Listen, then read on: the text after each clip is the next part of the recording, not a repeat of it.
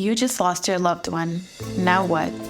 Welcome to the Grief and Life podcast, where we explore this new reality through grief-colored lenses. Openly, authentically, I'm your host, Nina Rodriguez. Let's get started.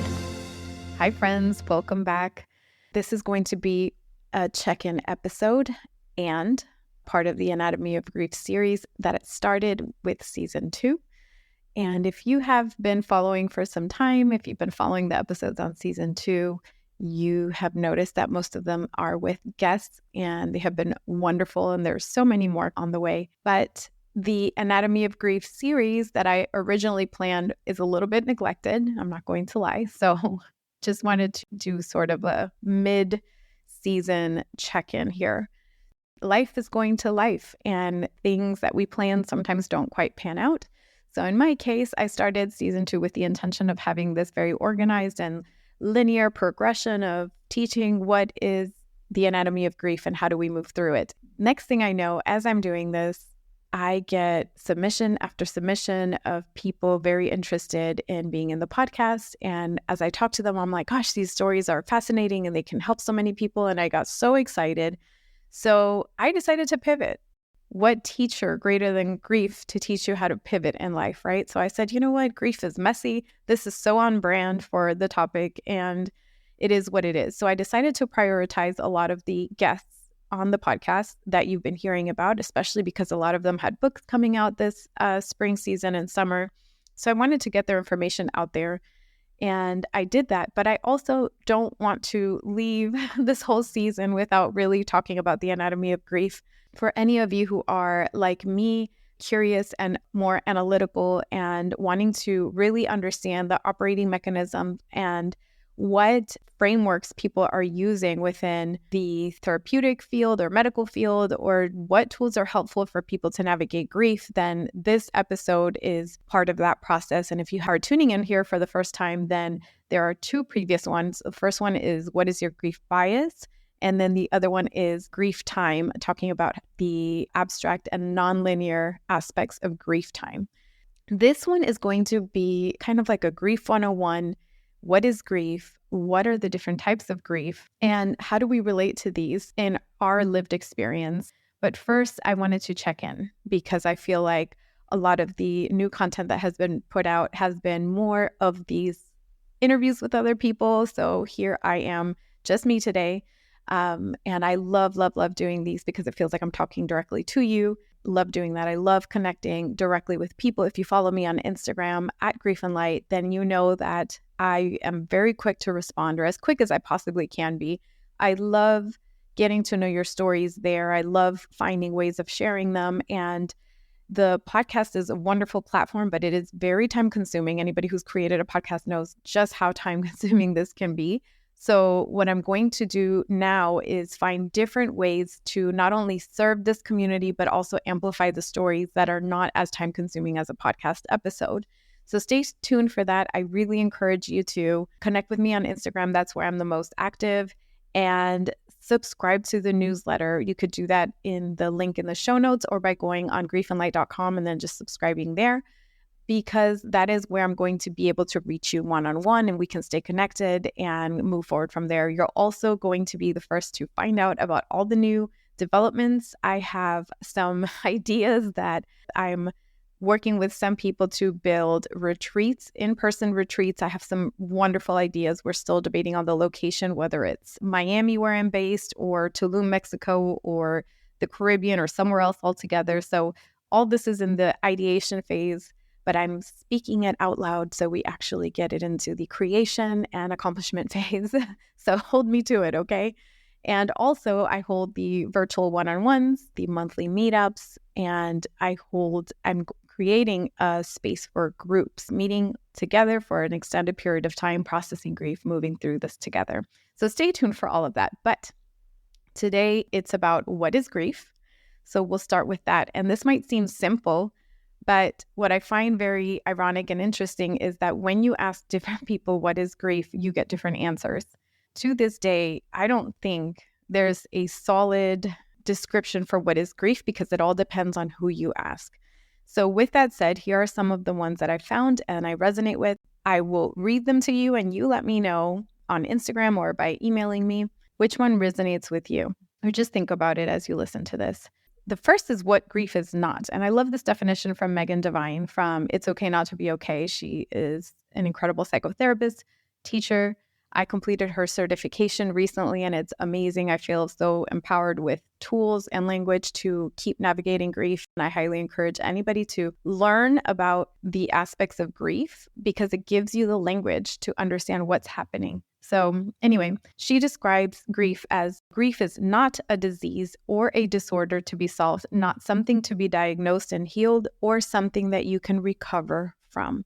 Our ideas around what grief should be are entirely at odds with what grief is. It's important to know what grief is not, as it is important to know what it actually is. So it is not a disease, not a disorder, not something that you need to be diagnosed from or healed, and nothing that you recover from. Now, what is it? So you've probably heard the quote, grief is love with nowhere to go. That's a very popular quote about what grief is and resonates with so many people. Grief is love with nowhere to go. And that's so true if you've lost a loved one.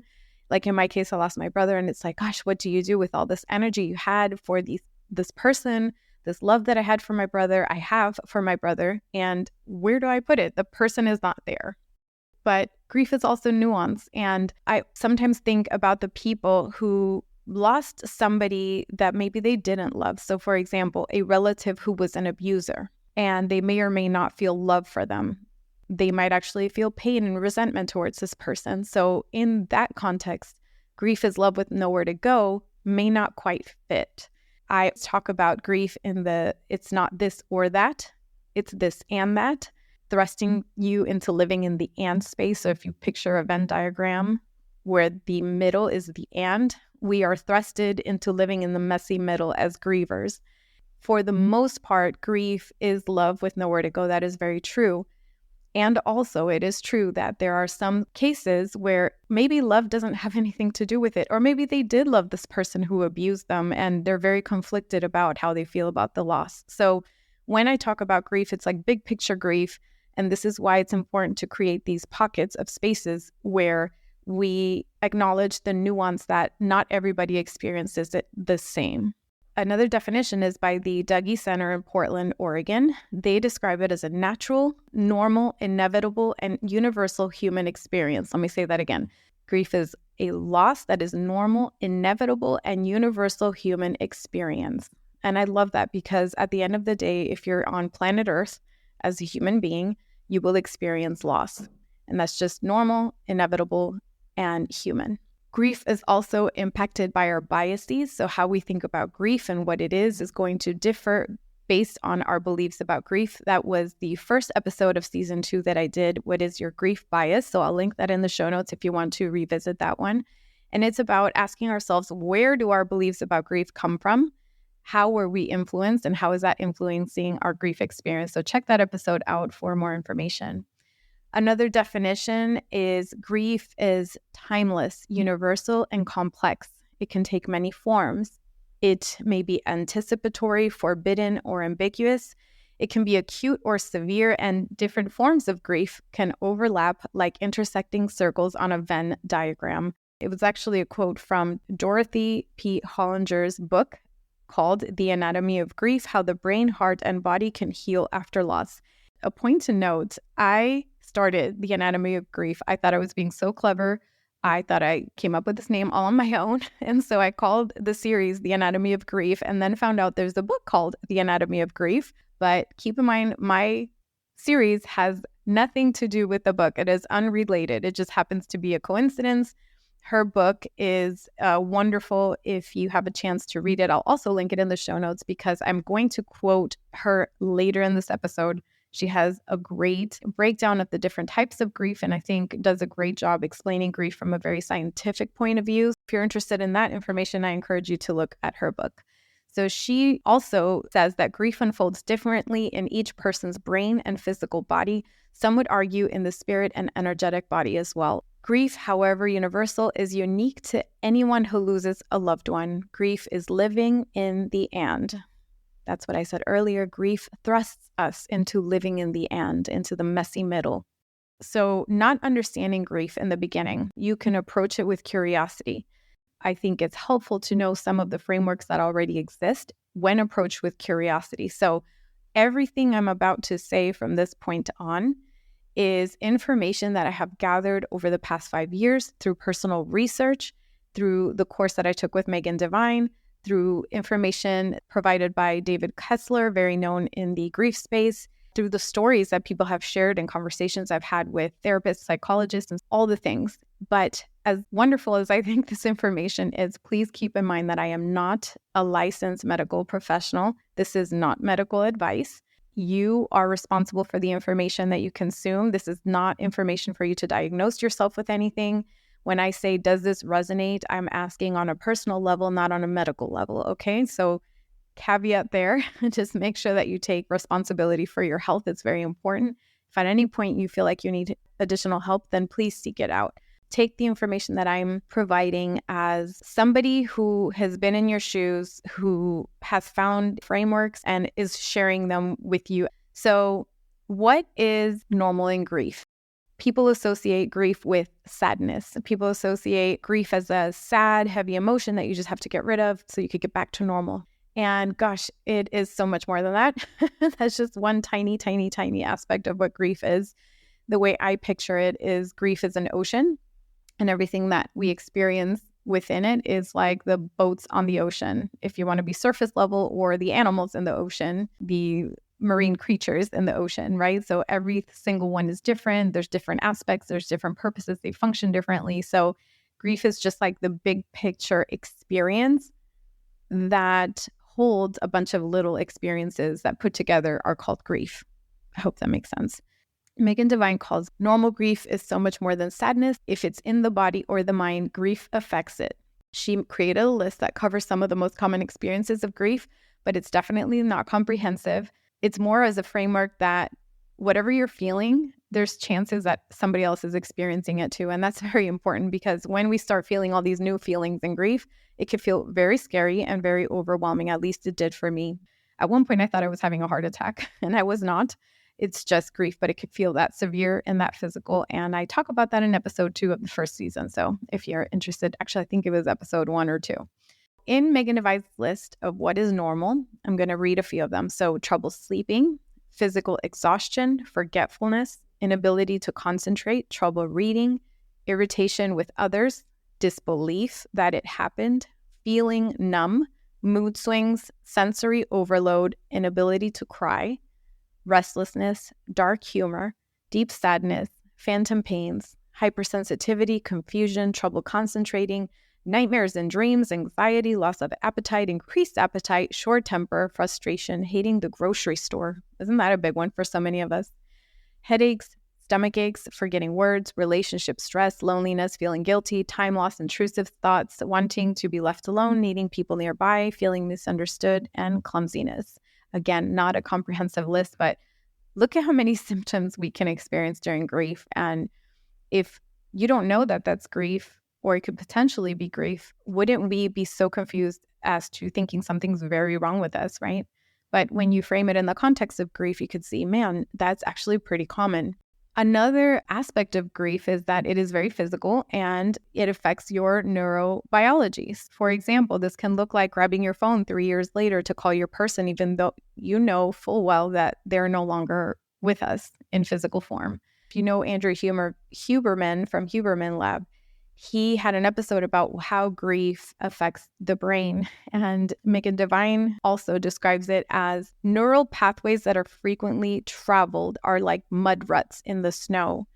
Relational habits create well-traveled pathways in the brain. And when your brain reaches for your person or goes to call them 3 years after they died, that's your mind reaching for something that could still be there. Those sort of cognitive hiccups are normal inside of grief. And they can be very scary for a griever. Some people worry that they are losing their mind, and some people even think that they have early onset of Alzheimer's because they keep forgetting things. In almost 5 years since I've been immersed in the world of grief, I have yet to meet a griever who doesn't pick up their phone to call or text their person many, many years later. I've heard of people who've lost pets who open the door to let their pet back in years afterwards, knowing full well that their pet died. When you're having these moments, it could feel very disorienting and it's very sad, and it kind of brings the flood of emotions back. But just understand that this is very common and very normal.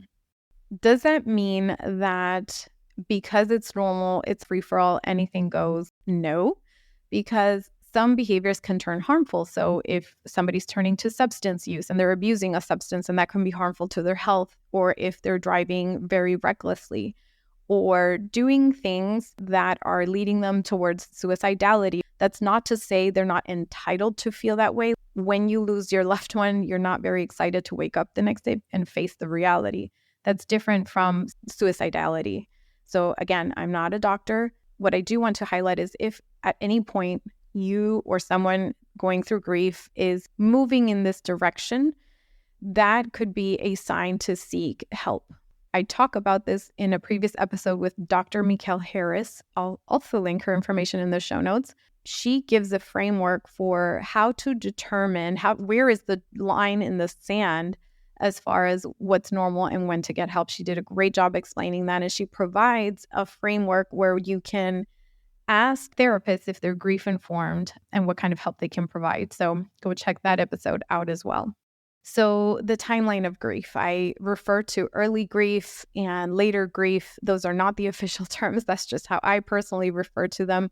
In the book Love and Grief by Emily Bingham, whom I recently interviewed, Emily outlines a timeline for grief, which is divided in 4 parts. First is anticipatory grief. Second is acute grief. Third is early grief. And fourth is mature grief. So anticipatory grief is grief that occurs before the actual death.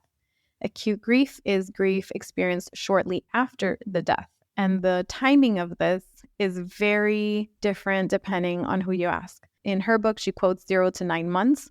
Some people would say it's 0 to 6 months. I don't like giving this acute grief a framework because I could say that mine lasted well over a year, and it was somewhere between the first year and the 3.5-year mark, because I look at it as a spectrum where it was extremely sharp and then it started to kind of taper off a little bit. But that lasted well beyond these timeframes. And I still, I'm okay. I started to feel again. The numbness wore off. I would say the numbness wore off for me around 3.5 years. So if I were to follow some of these timelines, you could see how that could be problematic. Or if somebody, looks at this and they say, 0 to 9 months, theirs last 10 months, does that make them sick or wrong? No, it doesn't. It's just that person had a different processing time frame. So I use these very, very loosely. Acute grief, going back to that, is grief experienced shortly after the death, where emotions may be more volatile, overwhelming, or you may feel nothing due to the shock. Then you have early grief. Early grief is experienced, again, this is a framework that she uses, but it's different for everybody. So she says it's the first 2 years since the death, right?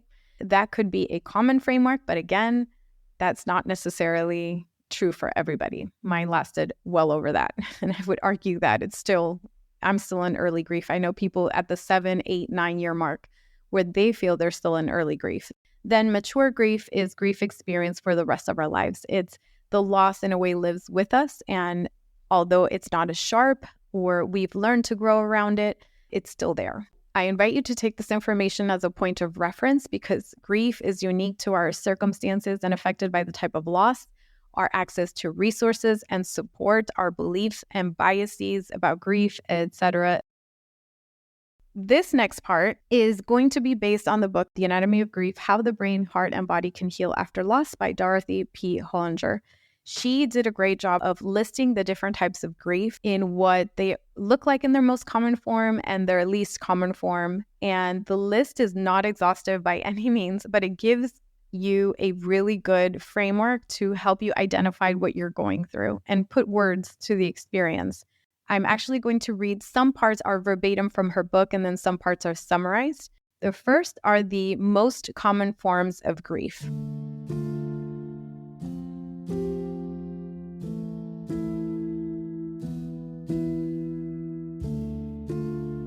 And we start with ambiguous grief, which follows the news that a loved one is missing or presumed dead. This agonizing situation puts the bereaved into a state of suspension. There's no mortuary and funeral rites if there is no deceased. Without memorial services for the deceased, the bereaved cannot experience the transition between their person's last time in physical form and their transition into a space of memory.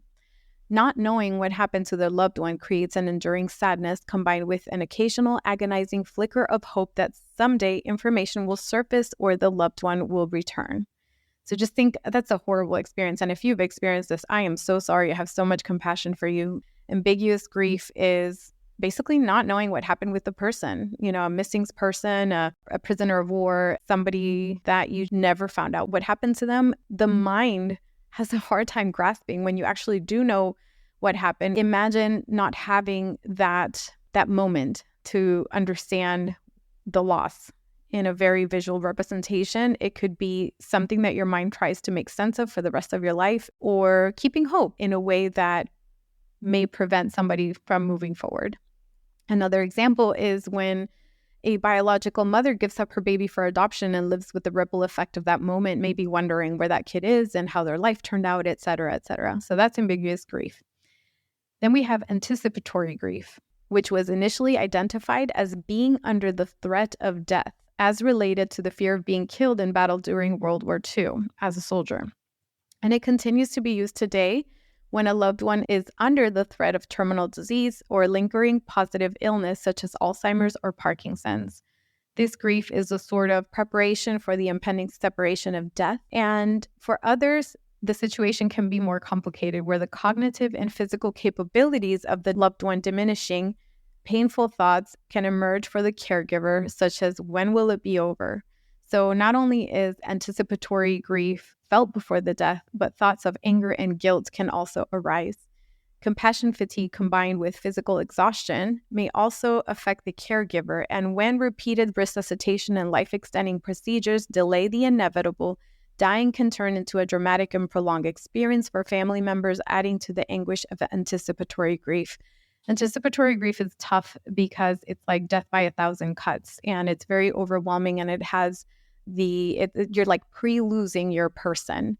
And this can be very overwhelming. And for caregivers, I have so much compassion for caregivers because it is a very, very complicated situation. It's exhausting. And a lot of them feel guilty for feeling relieved that the person passed. So if this has been you, just understand it is very normal to feel this way. And I have so much compassion for you because that is not easy. Disenfranchised grief is grief that is not recognized by those in the griever's world, meaning not recognized by family, friends, culture, religion, society, etc. Grief can be disenfranchised because the particular type of death. So the person who coined this term initially, his name is Kenneth Doka, he referred to stigmatized losses like suicide and to losses that are not generally acknowledged by society to warrant grieving, like a pet's death. But more recently, disenfranchised has come to refer to the grief of sibling experiences after losing a brother or sister. In the case of sibling loss, it is the parents of the child who, quote unquote, own the grief, while a sibling's grief can be marginalized or ignored. In the rare times when others extend sympathy to the sibling, they often quickly shift to asking about the parents. Sibling grief becomes a satellite sorrow that orbits around the parent's grief. Disenfranchised and marginalized siblings can endure this form of grief for years until they're able to acknowledge and experience the loss. So if you've listened to my podcast and know my story, I lost my only sibling, my brother, and I can attest to the fact that I can count on one hand in 5 years how many people have asked me how I am doing. They do not ask me how I'm doing. They ask, how are your parents? Oh my goodness, how are your parents? And I'm grateful for that because I'm thankful they ask about my parents. It's jarring to feel how ignored and how the underlying assumption when they ask is that your grief doesn't matter. My grief as a sibling doesn't matter. And this hurts every single time. I've gotten a little bit more used to it by now. I'm not as shocked, but it still boggles my mind. So if you're a sibling, I see you. I have so much compassion for you. If you know a sibling who lost a sibling, a surviving sibling, please ask them how they're doing. Our grief is valid.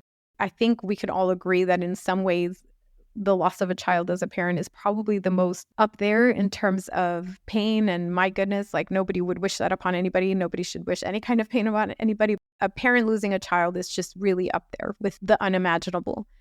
And a sibling losing their person who's a witness to their life, the one they grew up with, the one that they know, the one that they, in theory, would have lived the rest of their life with, parallel to them. Losing that, especially if you were close, like if my brother and I were very, very close, it's extremely painful. And not even being acknowledged for that loss, it adds another layer of pain. So that was a personal note because I can relate to that one. So the last normal type of grief is called normal resilient grief. And this is generally uncomplicated. Although still painful, gradually the bereaved comes to accept the loss and adjust to life without their person. So those were the, how many? 5 most common forms of grief. That's ambiguous, anticipatory, disenfranchised, and normal resilient grief.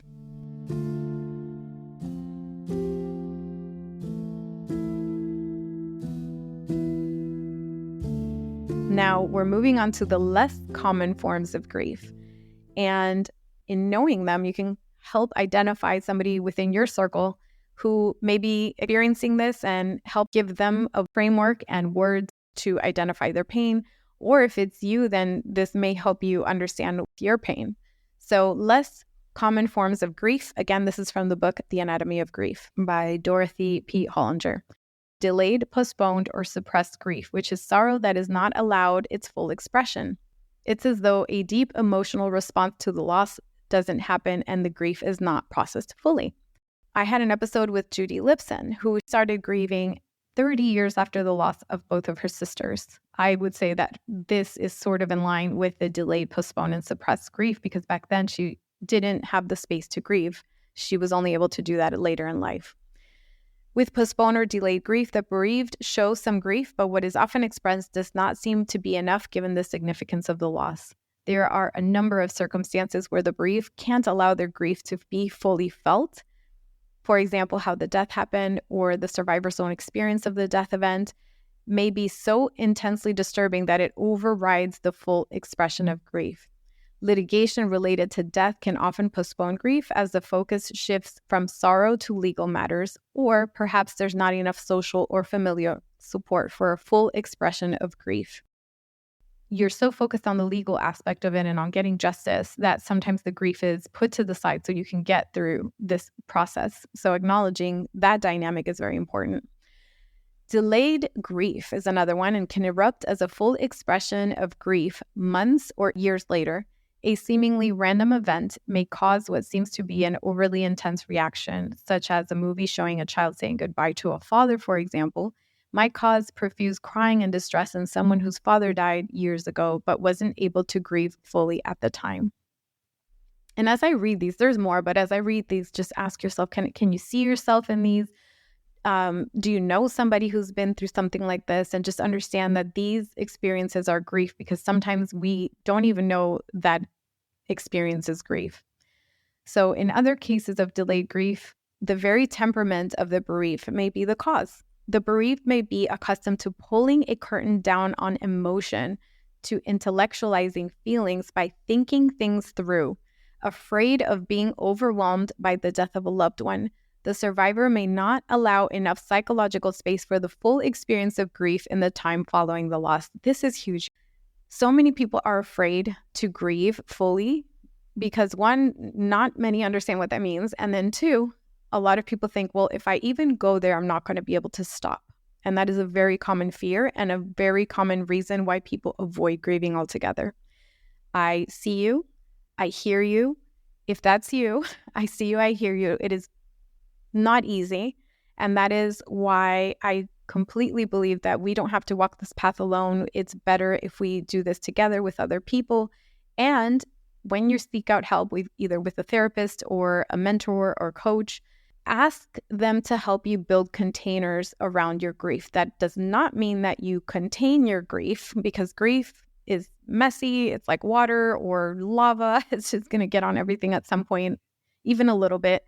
It's just more gaining tools to contain it as much as possible within a certain framework, especially if you have to be dividing your attention between kids and work and all these other things. So building a sense of safety around the emotions so you can feel them fully.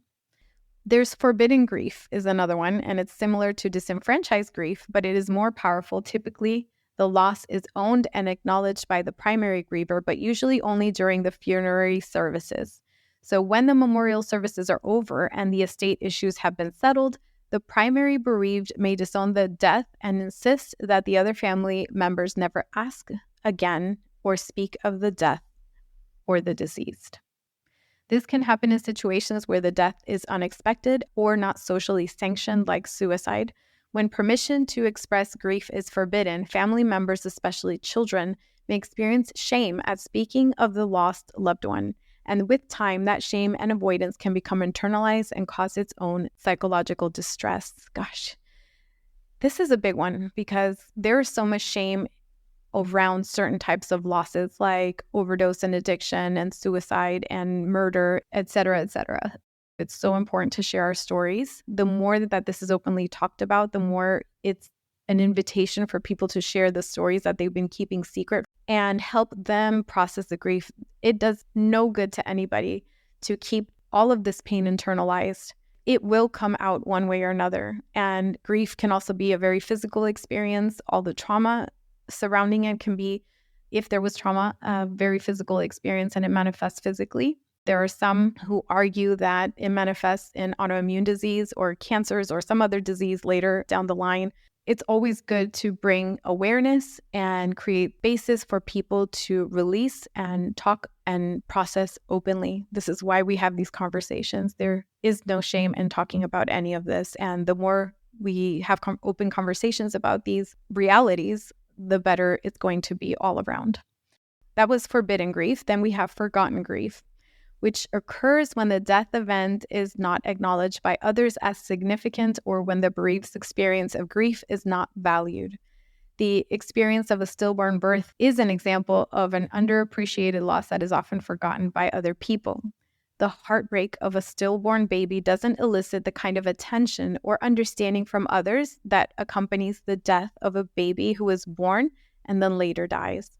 A stillborn loss and the death of a newborn or older baby are both devastating, but the words of condolence and the form of grief are different, and the grief from the loss of a stillborn, given the lack of social acknowledgement, may get pushed into forgotten and less than conscious realm where the grief lingers. Gosh, this one's so true. You hear so many mothers who have lost babies either to miscarriage or stillbirth, and their biggest pain point, and actually I'm painting this with too broad of a brush stroke. This is just from what I've heard from conversations about this type of loss, is that their loss is unacknowledged. And a lot of people look at them like, well, you still have other kids. Like, why aren't you focusing on that? Or just have another baby. Like, you can make another one, like you grow bananas on a tree or something. And what they seem to forget is that each baby was a dream. Each baby was a connection. Each baby is a representation of what could have been at every stage in their life. So where the rest of the world might see a family, let's say it's a traditional family in the sense of mother, father, or children, the mother and the father see mother, father, children, and the one that's missing. Because it's invisible, because other people don't see it unless they tell you, it's extra painful. So when a parent speaks up about their child in heaven, or, I've heard it say like heaven side and earth side, I'm a parent to children heaven side and earth side. Please acknowledge that and please have compassion for them because they are living something that we don't understand. My general rule for grief is that if I don't get it, but the other person feels it as a pain and a very strong reality of them, then let's honor that. Just because I don't understand it personally or I haven't been through it personally doesn't mean it's not extremely relevant or maybe even the most important thing to somebody else. So a little bit of compassion goes a very long way for all of these. Among those who may experience forgotten grief are grandparents after the death of a grandchild.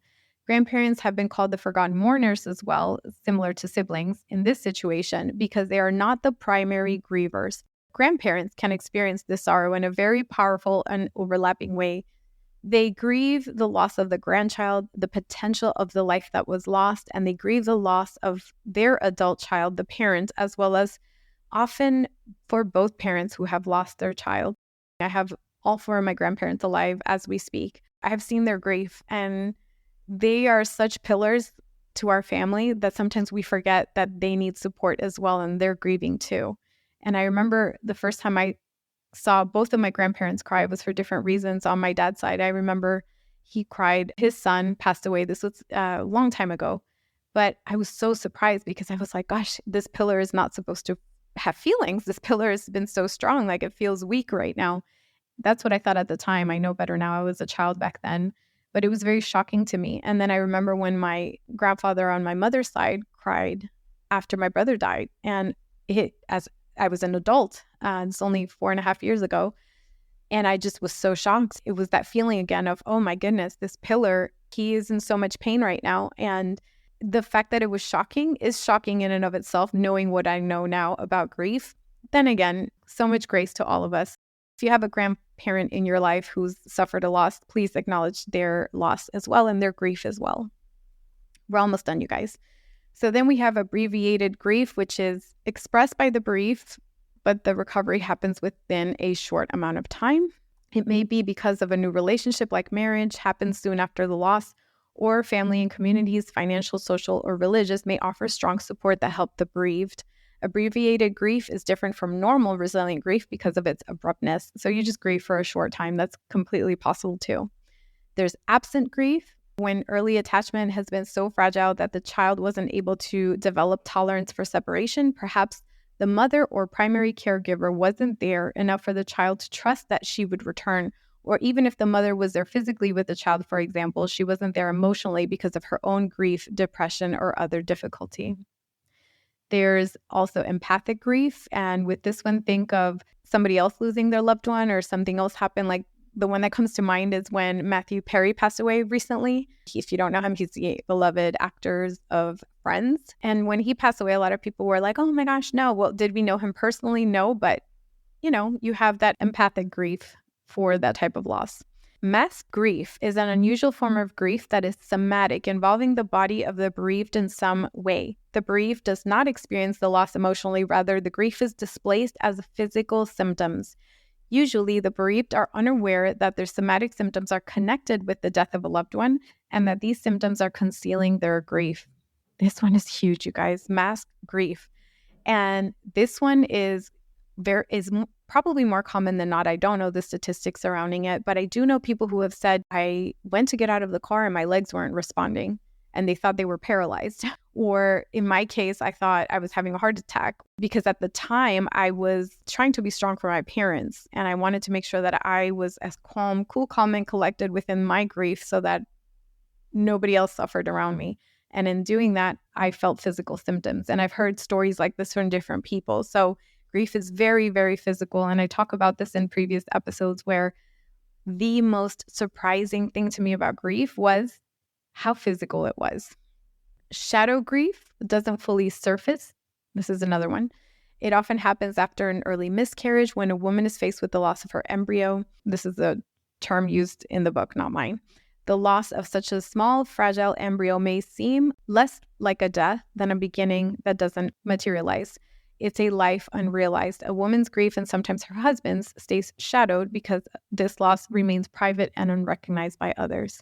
Also, traumatic grief is a multi-layered and linked to the details of the death, which can intensify the grief experience. The example they use in the book is Jacqueline Kennedy's horrific experience sitting next to her husband, President John F. Kennedy, when he was shot.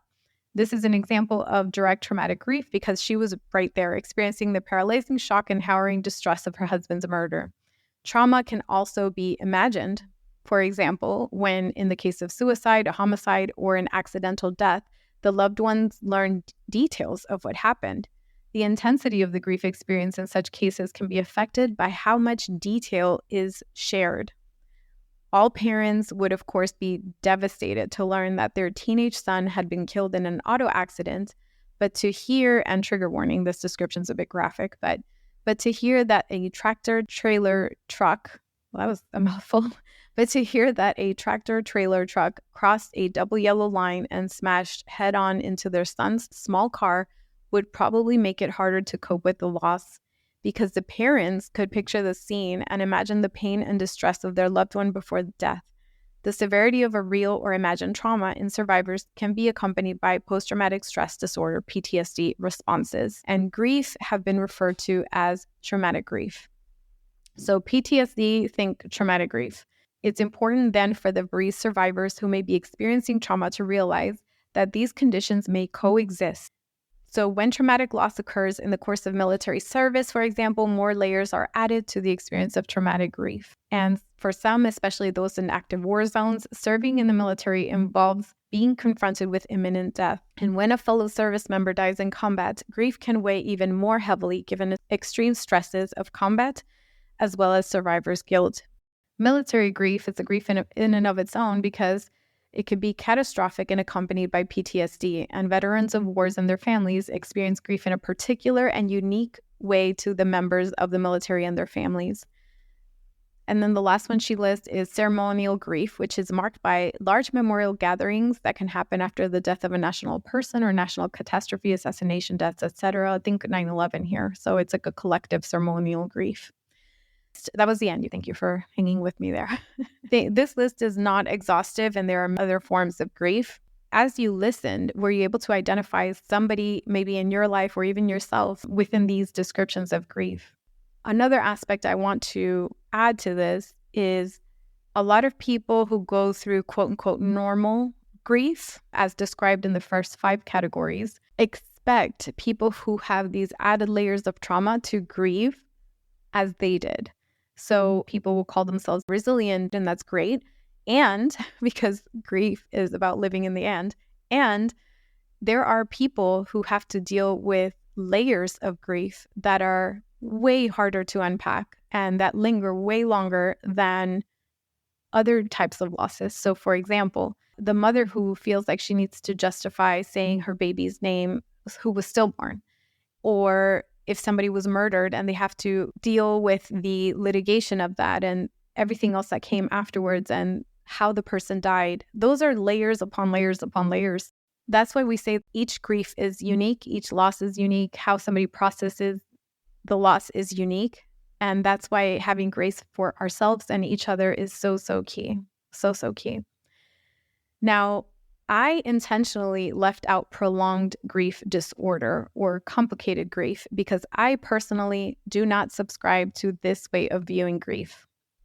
There is a divide in how some people view grief, and we'll put it this way. Group A believes that grief is a natural, normal, and human response to loss, and Group B believes grief can become pathological after a predetermined amount of time, such as 6 months. If it is not clear already, I belong to Group A. I personally believe, and I speak about this in my grief bias episode, that grief is a natural and normal response to loss. Therefore, I do not believe in complicated grief or prolonged grief because I do not see grief as a problem to be solved. There's a quote by Dr. Tashel Border from the University of Missouri. She says, "I think what we have here is not a prolonged grief disorder, but a prolonged lack of grief education."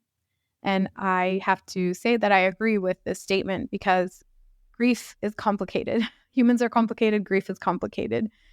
And it is nuanced. So that said, grief is nuanced. If at any point you feel that you need additional support on your journey, please do not hesitate to ask for help and to get that help.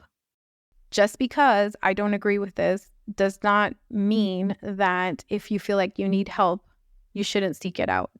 With all of that being said, we are our best sources of information. We know ourselves, and if we tune in, we check in, we know when we should seek out help. And I highly encourage you to do that. When you seek out help, it's a good idea to seek out a grief-informed therapist, coach, or mentor. And what that means and how you seek these out is something I discussed in the episode with Dr. Mikkel Harris. I will link her episode in the show notes. She provides a framework and some set of 5 questions that you can ask a professional to see if they provide grief-informed support. I think this is very, very important because you may or may not know this, but training about grief is not a big part of the curriculum in therapy and in the medical fields. So somebody who has taken the extra time to learn about this is different than somebody who went through just the traditional curriculum. It's my understanding that there are some people trying to change this, so I don't know who is teaching it and who's not. But one way to find out is by asking the right questions. Help can be in the form of therapy with a grief-informed therapist, or it could be joining support groups. It could be working with a grief-informed mentor or coach, or creating a space around your grief so you can keep taking the next steps forward. People need spaces to process, integrate, and just be. I personally believe grief is an invitation to slow down.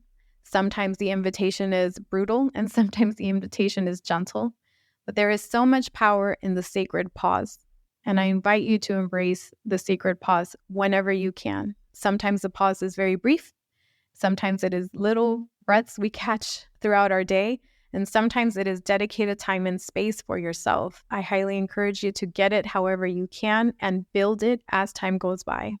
However you can achieve this, give yourself permission to grieve, to be with your feelings, to move them through your body, your physical organism, to allow yourself to feel the range from the unpleasant to the pleasant like joy, and allow yourself to create a new foundation of safety and agency from which you can be the witness to this powerful life experience that is grief. If you need help along the way, feel free to reach out to me via Instagram. Those of you who've messaged me know that I am quick to respond and quick to connect. This is truly heart-centered work for me, and I appreciate the opportunity to serve. I am working on adding more ways to connect and serve you and this community. I believe we do not have to walk this path alone. For those of you who don't know, I host a monthly meetup, and you can sign up via my website. People who have attended have been from all walks of life, from all different types of losses, and everybody leaves feeling so much lighter than they came in and feeling like they can get through their next day and week. I also offer one-on-one mentorship where I hold sacred space for grievers to unfold and process and find ways to move forward. It's creating a sacred container where grievers can just be. Some people like the group setting and some people don't. They prefer a more private setting, so I offer both. Now I'm building a container so that we can have a consistent group of people who meet over time and grieve together to help each other move forward.